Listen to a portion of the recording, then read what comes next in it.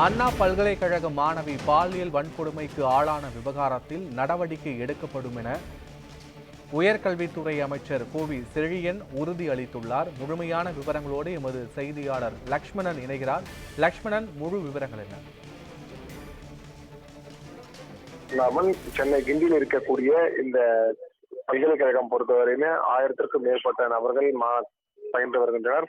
அந்த வகையில் பார்த்தோம் என்றால் நேற்று இரவு சக தோழனுடன் பேசிக் கொண்டிருக்கும்போது கல்லூரி வளாகத்திலேயே 2 நபர் அடையாளம் தெரியாத நபர்கள் இந்த பாலியல் சீண்டலுக்கு துன்புறுத்தியதாகவும் ஒரு தகவலானது வெளியானது. அதன் தொடர்ச்சியாக அந்த மாணவியானது இன்று காவல் நிலையத்தில் புகார் அளிக்கப்பட்டிருந்தார். அந்த புகாரை தொடர்ந்து அந்த நபர் கல்லூரியினரை சேர்ந்தாரானா இல்லை அவர் வேறொரு நபரா என்ற பல்வேறு கோணங்களில் போலீசார் விசாரணை மேற்கொண்டு வந்த நிலையில் அங்க இருக்கக்கூடிய சிசிடிவி காட்சிகளும் தொடர்ந்து சோதனையானது செய்யப்பட்டது. அதன் தொடர்ச்சியாக பார்த்தோம் என்றால் அந்த 2 நபர்களையும் கைது செய்து போலீசார் விசாரணை மேற்கொண்டு வரும் நிலையில் மாணவர் சங்கத்தினர் இந்த பெண்களுக்கு உரிய பாதுகாப்பு இல்லை என்ற பல்வேறு கண்டன அறிக்கைகளை வைத்து போராட்டத்தில் ஈடுபட்டனர்.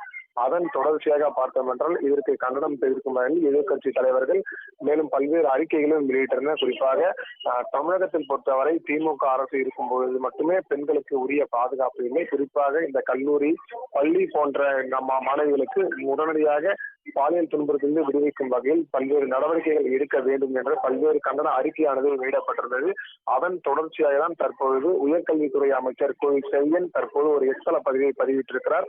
அந்த பதிவு குறித்து பார்த்தோம் என்றால் கிண்டி பொறியியல் கல்லூரியை சேர்ந்த மாணவி ஒருவர் பாலியல் வன்கொடுமைக்கு உட்படுத்தியதாக புகார் அளித்துள்ளார். காவல்துறையினர் விசாரித்து வரும் நிலையில் இது போன்ற சம்பவம் மீண்டும் நிகழாமல் இருக்க பல்கலைக்கழக அளவில் மேற்கொள்ள வேண்டிய நடவடிக்கைகள் குறித்து உரிய முடிவுகள் எடுக்கப்படும் எனவும், மேலும் இதனை அரசியலாக்க வேண்டாம் என தற்போது ஒரு எக்ஸல பதிவானது அவருடைய பதிவிட்டிருக்கிறார். குறிப்பாக இதனை, அதாவது இந்த பாலியல் துன்புறுத்தலை பொறுத்தவரை ஒரு மாணவியுடன் வாழ்க்கையை நிலைநிற்கக்கூடும் என்பதால் அவரை அரசியலாக்க கூடாது.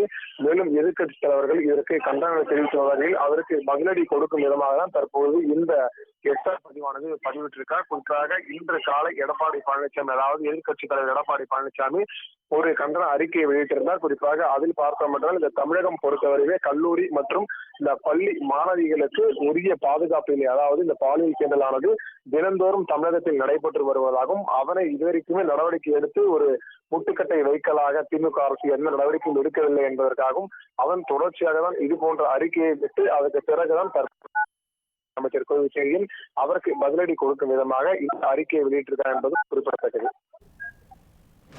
முழுமையான விவரங்களுக்கு நன்றி லக்ஷ்மணன்.